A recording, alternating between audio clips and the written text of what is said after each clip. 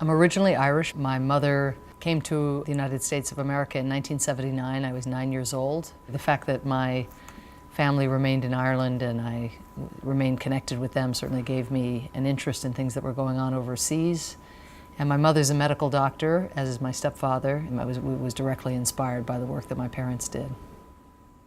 I was graduating from university and opened up the New York Times one day and saw images out of Europe that I didn't think one could see in the early 1990s. It was almost 50 years since the Holocaust, and yet here were bone-thin stick figures in camps again in Europe, and that was in the former Yugoslavia.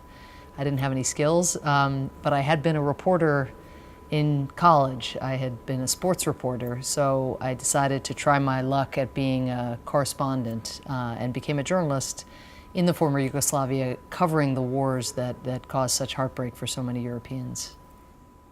While my colleagues would get very, very upset about Western policy as they understood it, I would get both upset and then very prescriptive. So when I came back to the United States, I went to law school. I began writing about my experience, and my way of writing about the experience was not to write a memoir or anything about me, but rather to look at the question of why the United States did what it did, didn't do what it didn't do, and to look at the Bosnia experience in historical context. So I looked at all the major genocides of the 20th century, right back to the Armenians, through the Holocaust, up to Rwanda and the former Yugoslavia. And in the course of that, again, I became more familiar with how government worked, why it didn't work, how individuals who wanted to do more could get shut down in the bureaucracy, how some of them prospered. But how hard it was also to make change. It seemed to me that maybe it would be more efficient to be inside the institution trying to secure those better outcomes, those more noble outcomes, than to be on the outside throwing darts at U.S. officials, which had been my tendency. So whether, though, any of that would have translated into going into government had I not met Barack Obama, I'm not sure. But when I met him, I felt here was a real kindred spirit. When I met him and began working with him, I had no thought in my mind that he would be the president ever. And so I'm not nearly as Machiavellian as I now seem. I just thought he'd be a great thought partner, and he was very creative and prepared to kind of break with taboos in the U.S. foreign policy establishment. I ended up inside the White House and now inside the American cabinet, advocating many of the same positions that I advocated for my career as a human rights advocate and as a writer. I'm just doing it now inside the government. But what I found within the institutions I worked is that often the crises and the conflicts that I had covered when I had been a journalist were reduced to abstract terms and concepts. I've tried to inject individual stories into everything that I do. Many governments are locking up women for actually trying to be empowered, for exercising their voices, for expressing their views. The silencing of women is about amazing judges and journalists and women's rights activists who are advocating against sexual harassment.